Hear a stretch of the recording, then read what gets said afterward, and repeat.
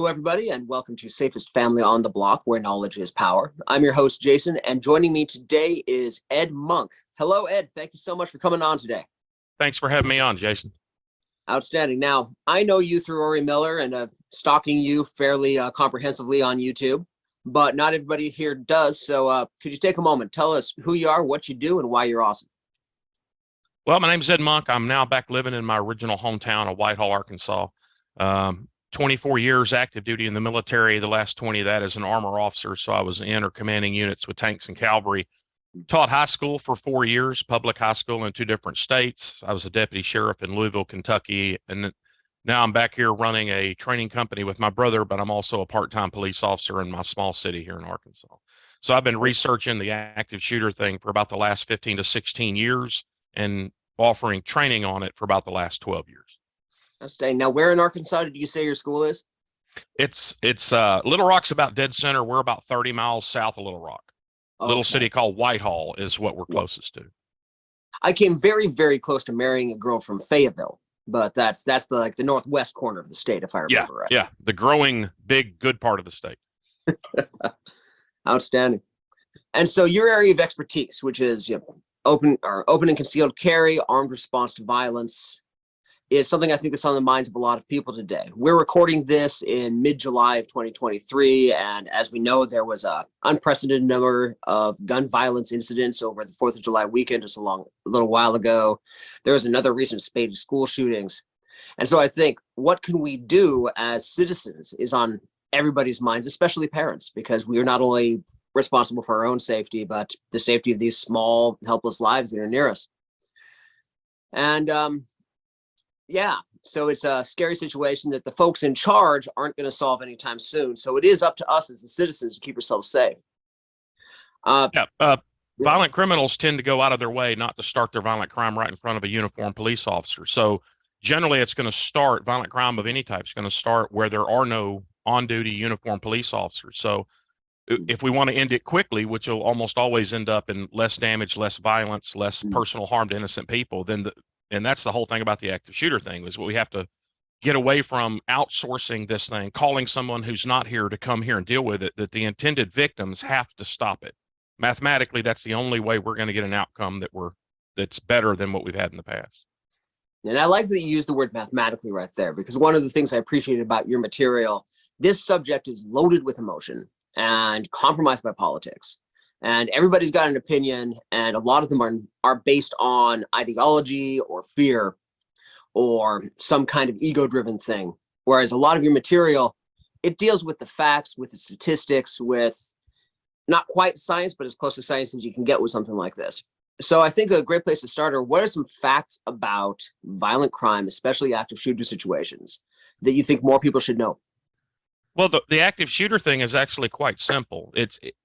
And it should come as no surprise when I cover it. People are saying, I've never looked at it that way before. I've never heard anybody talk about it that way before. But it's not like I came up with a cure for cancer or some new way to do calculus. This is pretty simple. If your house catches on fire, the quicker you put it out, the less damage, because the longer you let the fire burn, the more of your house is going to get consumed by fire. So this isn't exclusive to active shooters, and it's not exclusive to shooting or crime at all.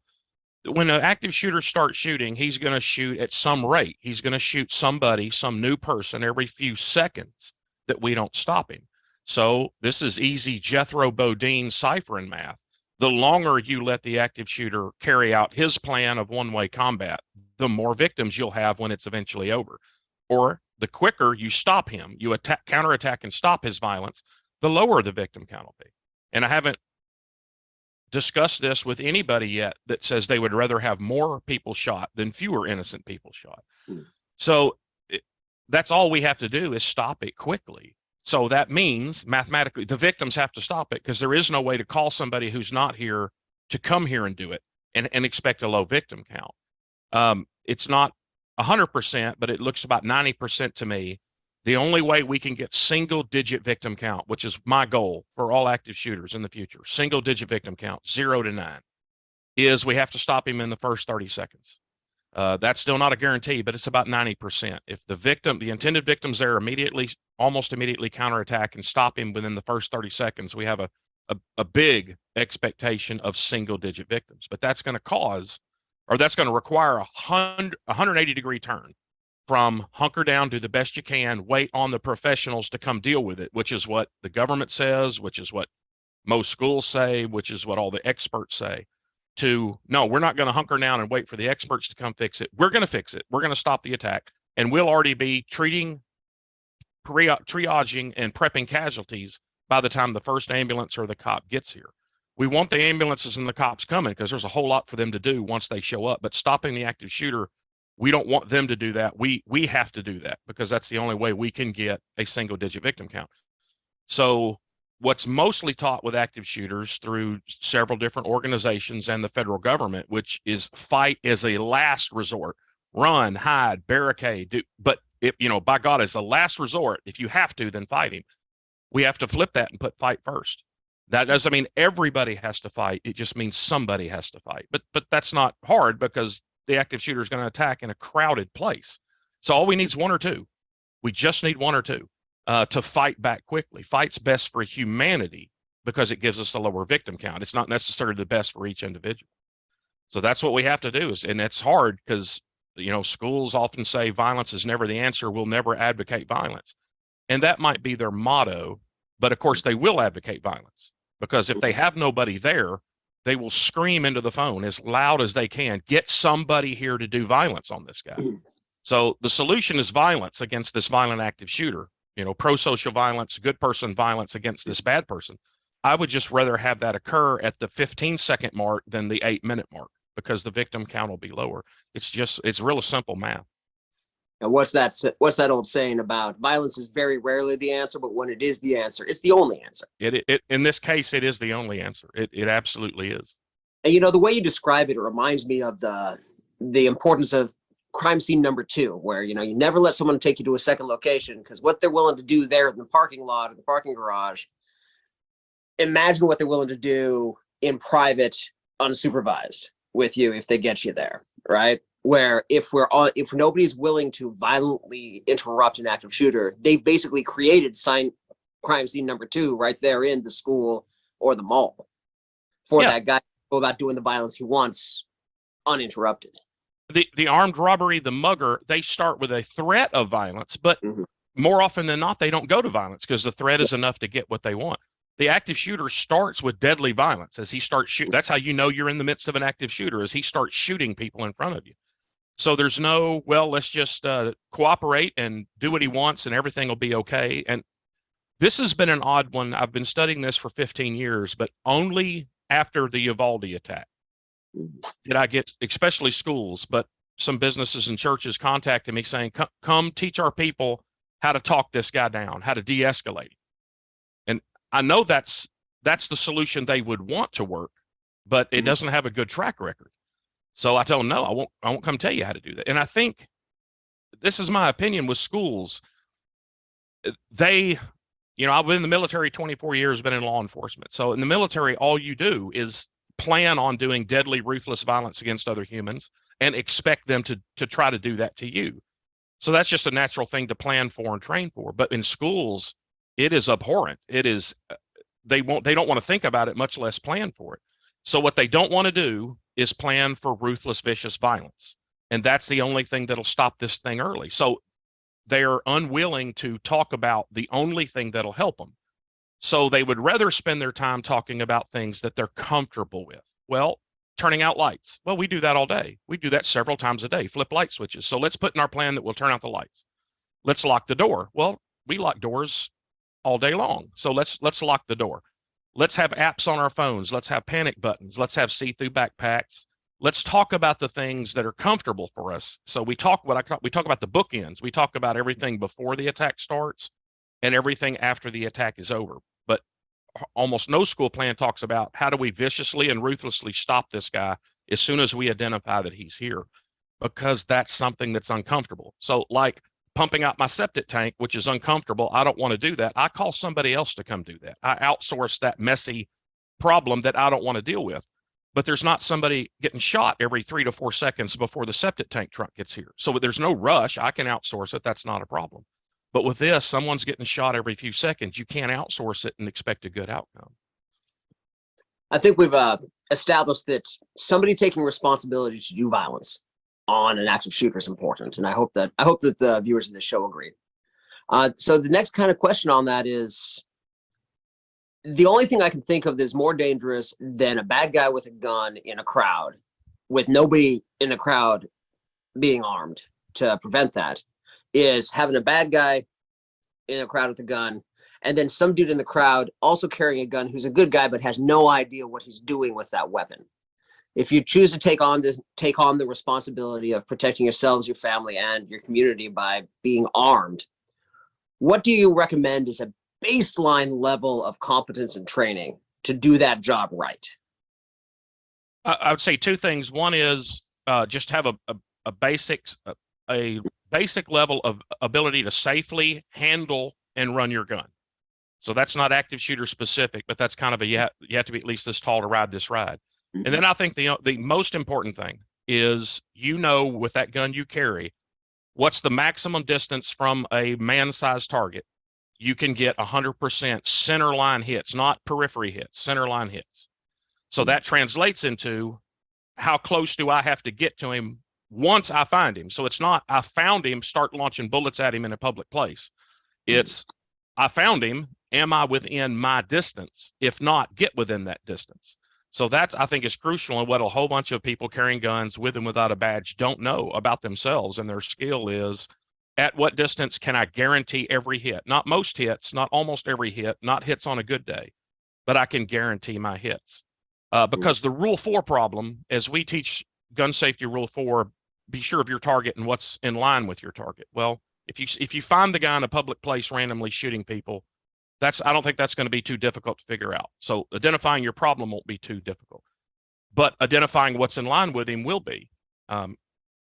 Even if you cannot see anybody in front of him and behind him, most of these attacks start in or transition into a building, inside of a building.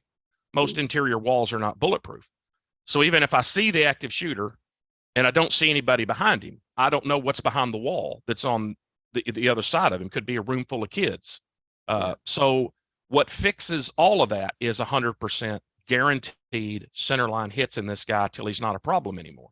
We talk about Rule 4 all the time in gun training. We almost never train it. We talk about it, and then we take you out to a range, and the range Nazi doesn't let anybody out in front of you.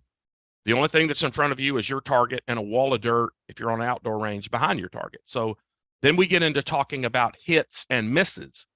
My bullets that hit the target I wanted to or that didn't, and so they're misses.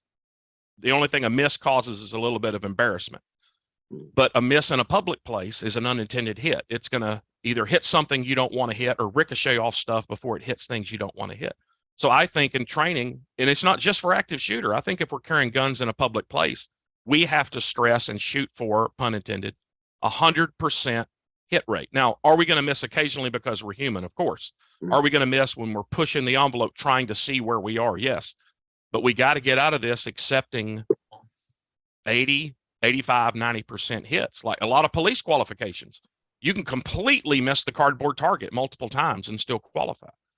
And I get a lot of criticism for this from other trainers. They say 100% hits is unrealistic in training. It's like, well, if your 14-year-old daughter is in her high school cafeteria or in your church congregation when an active shooter starts and an armed responder comes in there to stop it, what hit rate would you like him to get, that armed responder, in a crowded church sanctuary where your 14-year-old daughter is in there? Well, of course, you want 100%. So we can't stress for or hold people to 80, 85, 90% hits in training and then expect 100% hits there. But if you actually look at it, I'm all for training. I spend a lot of money on training. I make money off training. But when I look at it, what really matters is three things for a low victim count. It's got about an 86% success rate. Is a good person armed? Are they close enough to hear or see the first shot, which I call present? Are they armed? Are they present? And are they willing to act? If you have those three things, you're there. So if you're low skilled and you really can't guarantee hits beyond 7 yards, then when you find him, get within 7 yards and get your 100% hits. If you're John Wick and you can get 100% hits at 30 yards, then if you're not already, get within 30 yards and get your 100% hits. Because 100% hits hurt him and don't hurt anybody else if you're using good hollow point handgun bullets. So is that enough on that, or? Oh, absolutely. And Okay. that idea of 100% hits, I understand why people are saying, well, no one's 100%. But if I'm standing next to a bad guy and I've got the barrel pressed against his belly, I'm going to hit 100% of those. Yep. If I step back 2 inches, probably going to get 100%. Now, I personally cannot hit a barn from the inside with a handgun. I'm not bad with long guns, but just pistols are my Achilles heel. But 2 feet away, probably. And if we think about it in that way, we can all get 100%. Yeah, as long as you work within your skill level. Yeah. Yeah. Yeah. Now, one question, a great way that I've heard this expressed, and this deals with the other thing, there's the skill on the range and there's the skill in the middle of, the problem. When was the last time you tried to take a photo with your cell phone under any kind of time pressure or nervousness? And how well did that go for a lot of people? And of course, that's a lot less adrenaline and a device we use a lot more often than a handgun. So what are some ways that we can make sure that we can still get that 100% hit rate when the hands are shaking, the tunnel vision's on, there's chaos all around? What are some ways that we can train for that? Well, for my classes, specifically for the active shooter, I do scenarios with 3-dimensional mannequin targets. And so what I found in the Army is the more realistic the training is, the more the training appeared to your subconscious like the combat, the more bold you are, the more likely you are to fight, because your subconscious is saying, I have done this before. I have done this successfully before. So I might be wetting my pants. I might be shaking with adrenaline. I might be scared out of my mind, but I can do this before because I've done this before. Stephen Williford, who was the hero of the Sutherland Springs shooting, the church in Sutherland Springs, Texas. I've heard him speak several times, met him a couple of times.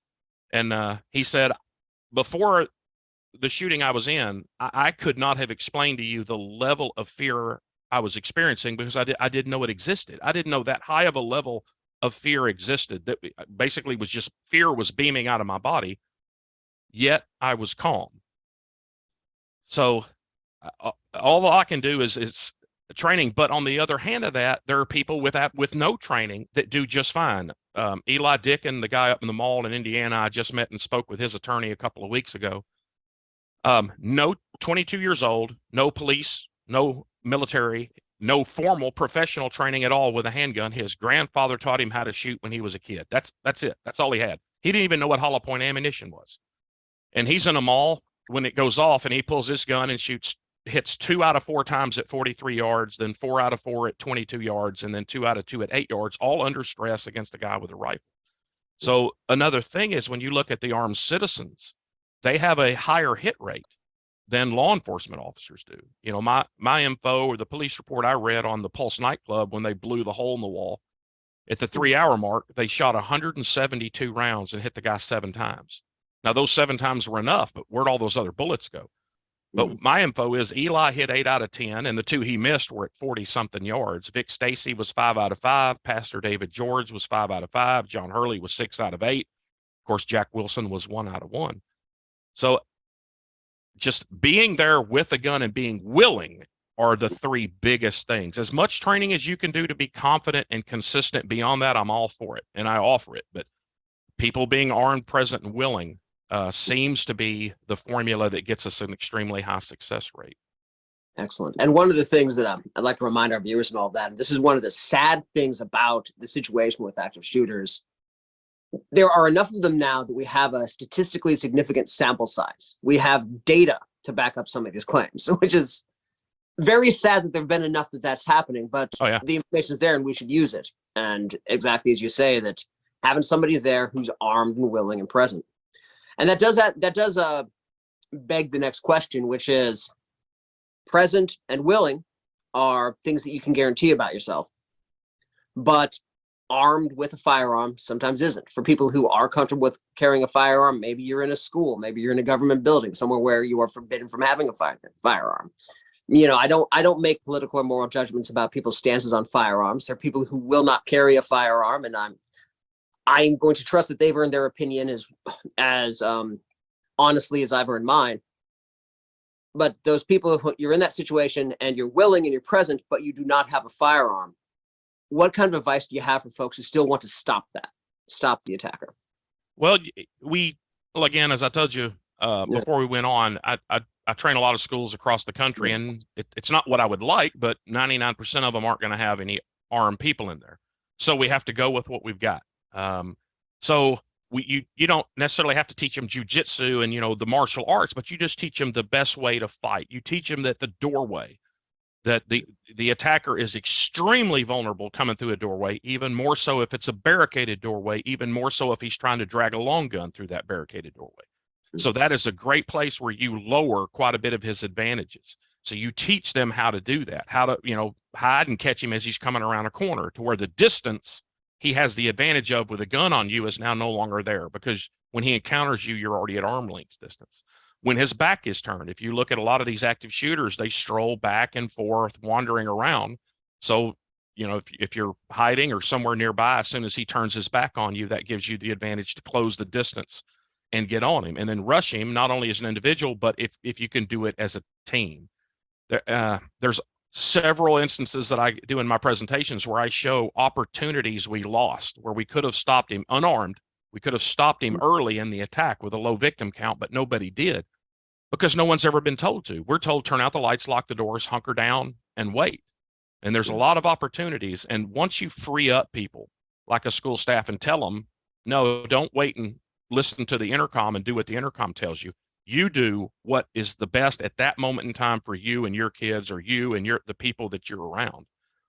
And you tell them, in the military, we called it prepping the battlefield.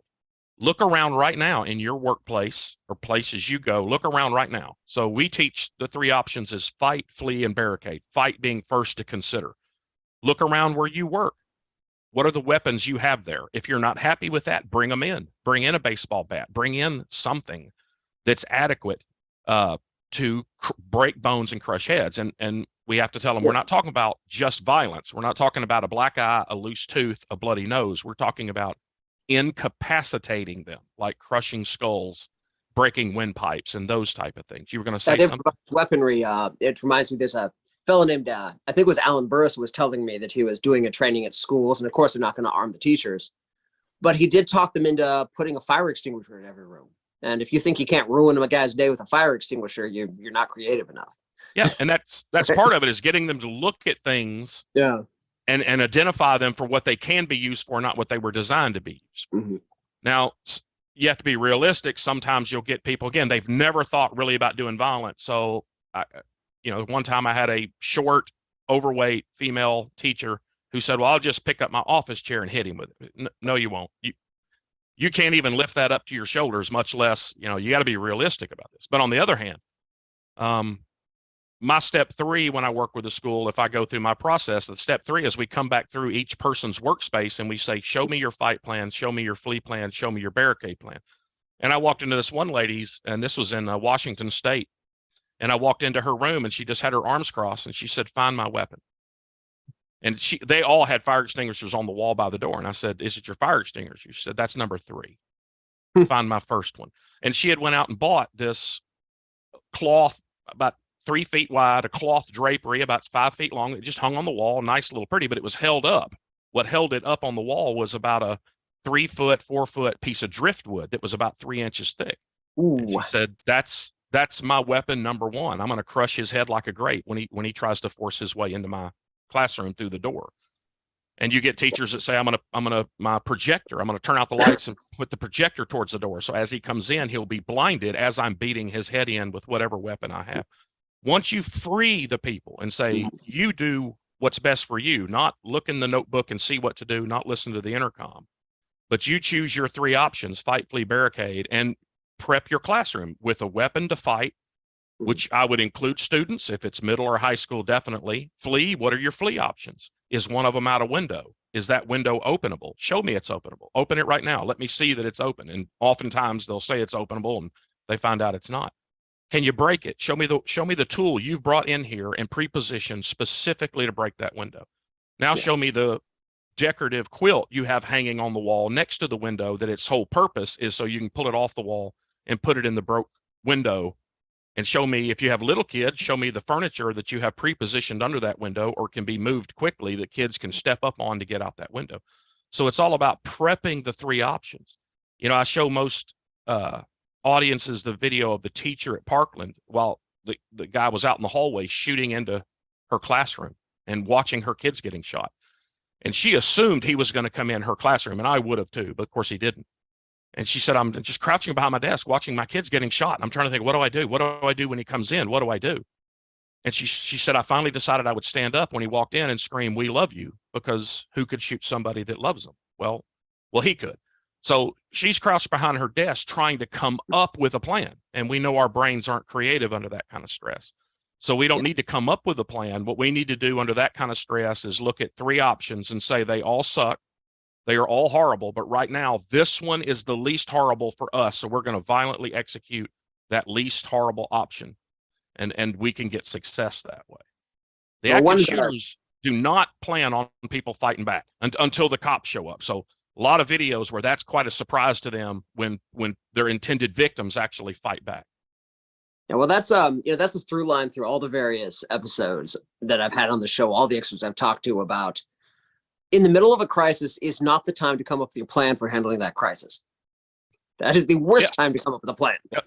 You need to be executing the plan that you made when you were, the person making the plan is almost always smarter than the person executing the plan because it's the same person. And when you're comfortable at home, having a coffee, talking to your loved ones, you're smarter than when you're full of adrenaline and under stress. Yep. The brain has gone there several times before. So what I tell schools, instead of saying, schools have the lockdown drill because they're the easiest to type and they're the easiest to drill. And they work absolutely perfectly every day the active shooter doesn't show up. So that's what all schools do. They have a plan that works great. They don't work very well when the shooter shows up. So instead of doing an easy lockdown drill on their active shooter drills, this month, if we're going to have them every month, this month is the fight. Everybody executes your fight option. Next month, everybody executes your flee option. Next month, everybody executes your barricade option. So we get in your mind that you decide which one to do because which one is least bad at the time and execute it. Yeah, we tell people that's when you're getting shot at is not the time to write your symphony. That's not the time to try to be very creative. It's just brute force, be violent. And even if that means violently getting away by breaking windows and running, just get away. Yeah, I think every teacher's got one kid in their classroom who they know would be overjoyed to break a window, right? Yeah, so tap that resource. And not only that, my experience, the first 2 weeks of school, you know who your leaders are. Yeah. And so who can help get some kids out the window while other kids are helping you barricade and fight at the door. Or in my case, when I was a deputy in Louisville and carrying a gun at school, I would, y'all stay here, y'all barricade the door, y'all help everybody out. I'm going to find this fool. So who your leaders are. And one elderly teacher, again, after we went through this, said I had a 6-foot bookcase at the back corner of the room. It's been there for 20 years, but I figured it works just as good right by the front door. So every class, she taught 11th graders, every class, there's 3 boys that know if I decide the barricade option, they get up and push that bookcase in front of the door. So not only is he absolutely not coming in, but I have 10 to 12 inches of book ballistic protection. She thought of that all by herself. Once she was told, you figure it out. You come up with the best way to protect you and your kids because they have skin in the game. The people called to come there to stop it may or may not have skin in the game, but the people in that building definitely have skin in the game. It does remind me kind of as a parent, I forgot to ask, do you have children of your own? I do not. Okay. So, but a lot of parents, and every parent has that moment when, it's usually early when, the child's very young. My first son was adopted at the age of 7, in fact. So it was when he was old enough to move around, but you have that moment where something's going wrong and you think, oh, wow, I should get help. And then you realize, wait, no, I'm the help. I'm the parent. This is my job. And I think applying that to this active shooter situation, violent crime situation, realizing that in the time frames we're talking about, you are the help. You are the person responsible, and taking that permission and that responsibility on. And then, as you say, making the plan to violently escape, violently attack, violently prevent these people from hurting, as a parent, you and your children, and as a citizen, as many people as you can. That switch of taking responsibility and then accepting the permission that comes with responsibility. I think is a huge mental change that a lot of us need to make, especially in terms of school shootings. Yeah. And students as well, the 5 schools that are coming to my mind that counterattacked unarmed successfully, 2 of them were students. Yeah. That counterattacked and stopped them. Two were staff members, and 1 was a construction worker that happened to be there. So whoever can get to him first, I don't care if it's the guy there fixing your copy machine, a parent, I don't care. Whoever can get to him first and stop him, because time and math is what matters. Yeah, I'm up here in Oregon. So back in the 90s when I was in college, that shooting at Springfield was stopped by 2 kids on the wrestling team. Yeah, Jake Riker, who had already been shot when he rushed the guy and stopped him. And had he not done that, the kid had 3 guns, 1,100 rounds of ammo in a crowded cafeteria. And my memory is, after he tackled him and other kids helped him hold him down, cops arrived 8 minutes after that. Yeah. So he had already shot 24. Now 8 more minutes of walking through the school executing people before cops got there. So time matters. Yeah, it's a glib line that I don't always like, slogans, but the old line about when seconds matter, the police are minutes away. And it is a reality in this situation. So we've only had 5 multiple shooter attacks in our country. So vast majority, statistically, there's only going to be 1 shooter at a future attack. But what I tell people is, even if there is only 1 shooter, there's 2 enemies there, because as soon as he starts firing, the other enemy, the clock, rears his face up and it starts ticking, and someone's getting shot every few seconds. And that clock is what nobody is considering. If you ask superintendents, if an attack starts at one of your campuses, one of your schools, how long do you think it'll last?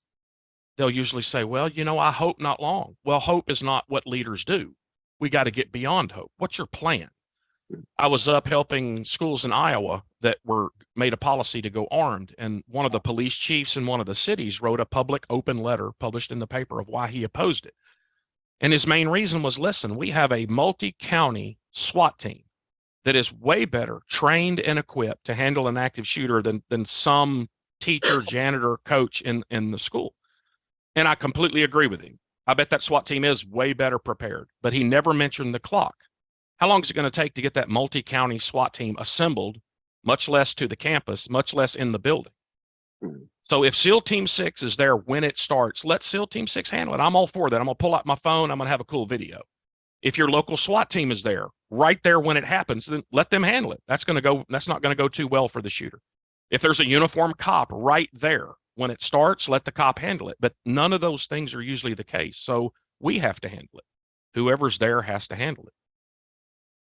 Now, you mentioned the police, and that's, I think, an important thing that a lot of folks who think about, an armed response, carrying a weapon, or an unarmed response and stopping an active shooter before the police arrive. When the police arrive, there's another level of danger for somebody who hasn't deployed a gun, for somebody who's moving around in an aggressive fashion, because those police are arriving amped up and looking for somebody with a gun who is a bad guy. Yep. There are better things and worse things to do when the police arrive, whether you're standing over the person you just stopped or whether you're just fleeing the building. What are some of those things? Well, the only really 2 things is holster as soon as it's safe to do so, which includes in that, don't chase ghosts. Don't chase after ghosts. In most active shooter attacks, there are false reports of additional shooters outside on a different floor in the parking lot. So we tell people 98% of the time there's only 1 shooter. If you found him, stay with the guy that brought you to the dance. If someone says, oh, I think there's another one out in the park, then okay, I hear you. And if I hear more shooting and screaming, I'm going to venture out there. But I'm not going to wander around, especially with my gun out, looking for these false reports. So holster as soon as possible, and don't try to touch the shooter's weapon. If you want to secure it, you can secure it by simply watching it and telling people not to approach. You can kick it under a car, kick it under a desk. So that's what I call one of the boogeyman arguments of we can't have armed staff because the cops will come see the armed staff member with the gun out and shoot him by mistake. Up until June of 21, it never happened. So up until June of 21, I could say it's never, ever, ever happened. Now, why is it so rare? Math. If someone who's there sees and hears the first shot, stops it in the first 30 seconds, you'll be on your 3rd cigarette by the time the first cop shows up. That's not a criticism of cops. That's a criticism of the system that brings the cops to us.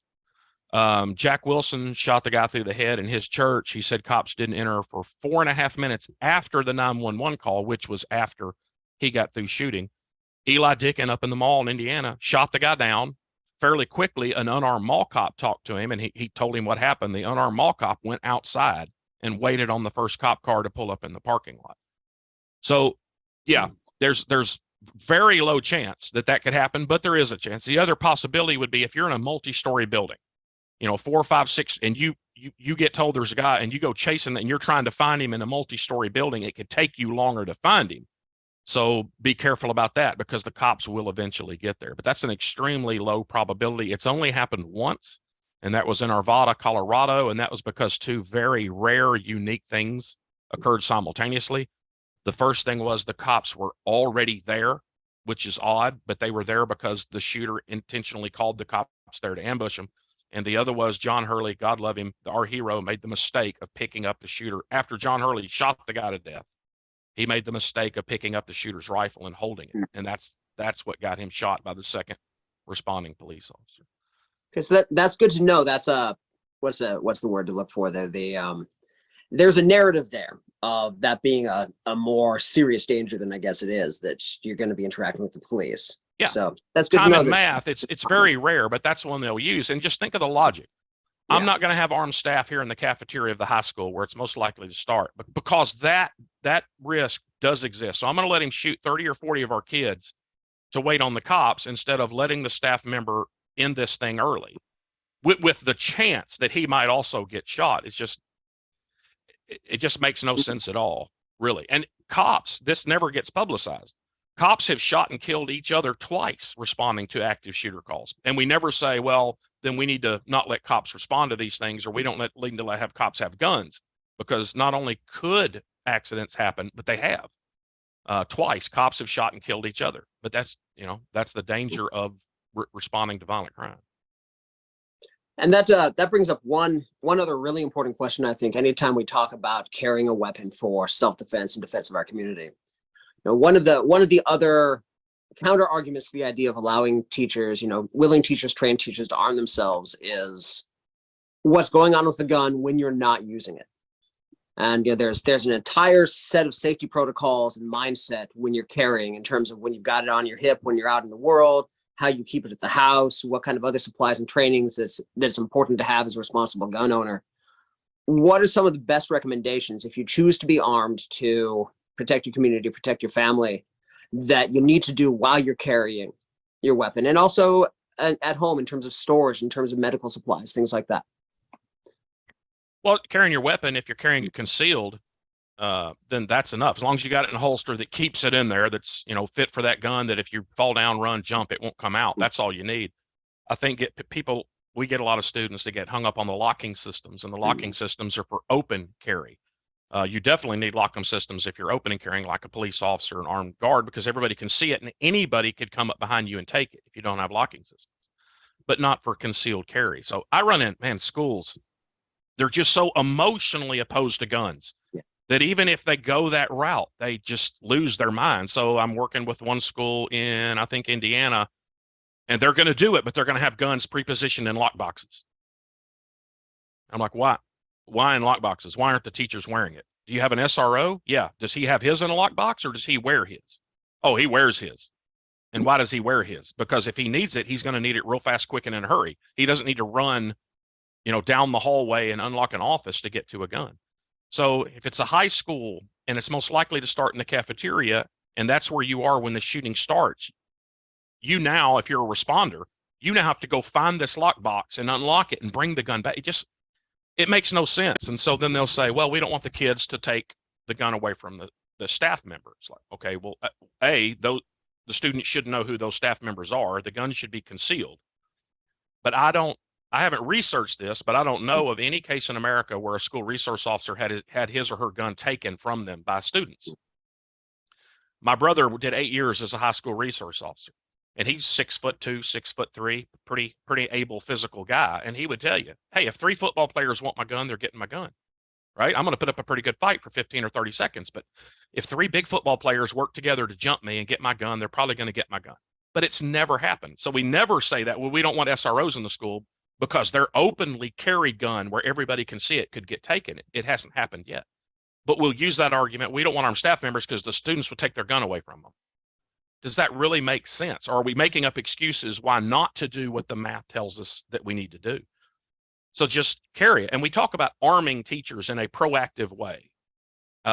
Two things with that. One is it's not just teachers, it's any staff member. It's more important geographically on campus where they are than what their position is. So custodians, coaches, counselors, principals, doesn't matter.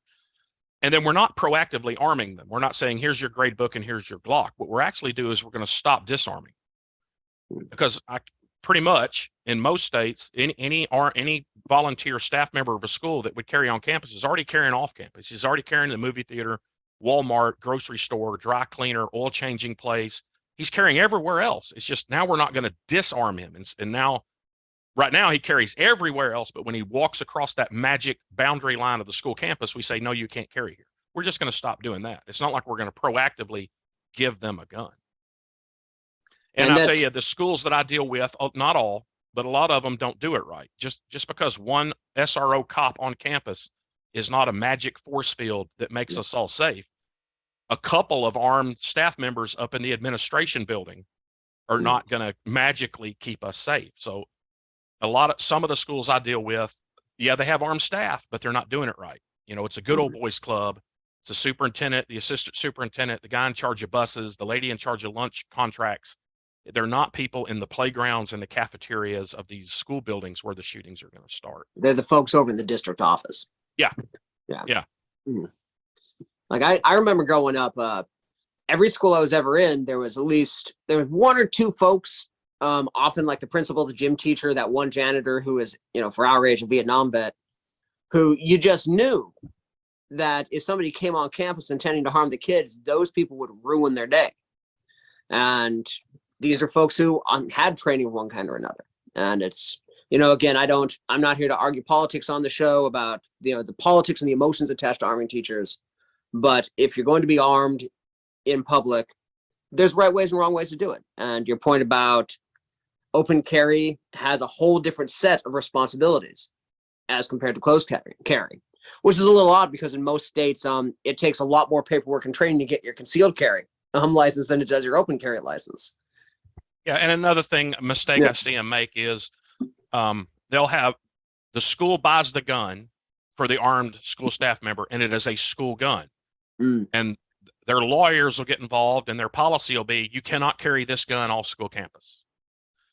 So now if I'm the janitor, the teacher, the coach, and I carry this gun on me to protect me and my kids, when I leave school and I'm going to hit the grocery store on the way home, I can't carry that. So I've got two different guns. And in the very limited amount of time I have to practice and train, I have to decide, am I going to do it with my personal carry pistol or the one I carry at school?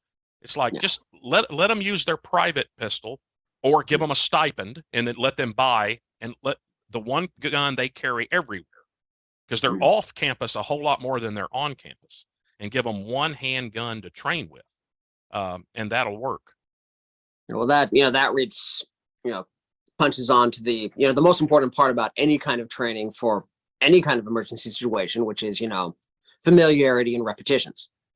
You want to get in the reps and the rounds with this firearm, not firearms. Yeah, and the school that had them locked up, the SRO was going to have the responsibility of twice a year taking the guns they had pre-positioned in lock boxes and taking them out and shooting them to make sure they worked, and then cleaning them and reloading them and putting them. Like, why don't you just let people, what we know works for basic concealed carry and for police officers, just let them carry the gun, let them maintain it, let them train with it, let them shoot it. The simple solution, you talked earlier, but you talked about emotion in politics, and that's a huge problem that gets in the way. There's nothing wrong with emotion, but we don't want to make our policies off emotions. And there's no way we can stop politics, but we don't want to make our policies based off political agendas. And then there's hope, and we don't want to stop hope. We want to hope, but we got to get beyond hope. Yeah, hope is not a plan. That's right. We all hope our house doesn't get burglarized while we're gone, but we still lock the door. We hope a drunk driver doesn't smack into us head on, but we still wear our seatbelt because we know hope doesn't always work. So we just need to do the most simple thing is just let people protect themselves. It's the cheapest. Well, we need to hire 2 more SROs. Well, that's about $100,000 a pop when you figure in salary, car, gas, training, benefits, and everything. That's $200,000. Give me $20,000 and I could train up 10 of your staff members to a much higher level than the average cop. But no, can't do that. If he doesn't have a blue shirt and a badge, then he cannot have a gun. Why? Well, they don't know why. They just know why. So the guy who barely passed the police academy, the high school graduate who barely passed the police academy, you want to carry a gun on your school, but the AP calculus teacher is too stupid to figure out a Glock.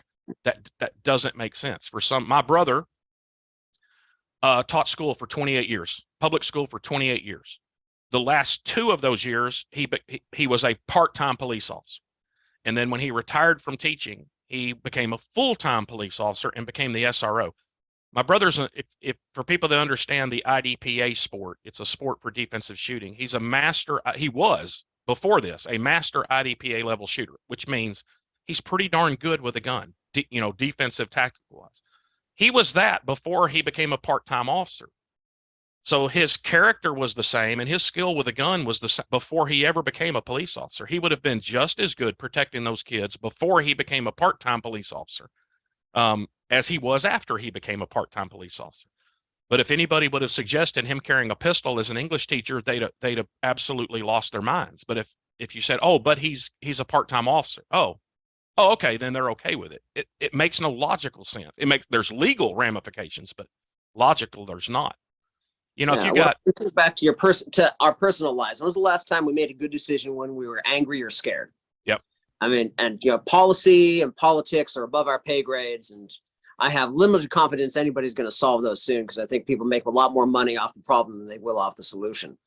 But the solution you propose, right? The solution you have is taking responsibility to be present and to be armed, if possible, with a weapon, if not with a plan, and to be willing to take that step. I think that's something that we can all get behind and make the world a little bit safer, at least, and protect our kids a little more effectively. And not only will having a plan to be immediately ruthless violent against an active shooter give you a good chance of a low victim count if he attacks. It'll also, I think, reduce the chances of an attack because middle school and high school attacks are almost always students of those schools. Yeah. So if they know the plan of this school is not to make a phone call and hunker down and the police will eventually come here and stop you in 6 to 10 minutes, but we will bash your freaking brain in. You will get attacked from every corner by everybody. Then maybe I'll go somewhere else. Maybe I'll do my attack at Walmart or the mall or some other school or some other place where I have a better chance of a high victim count.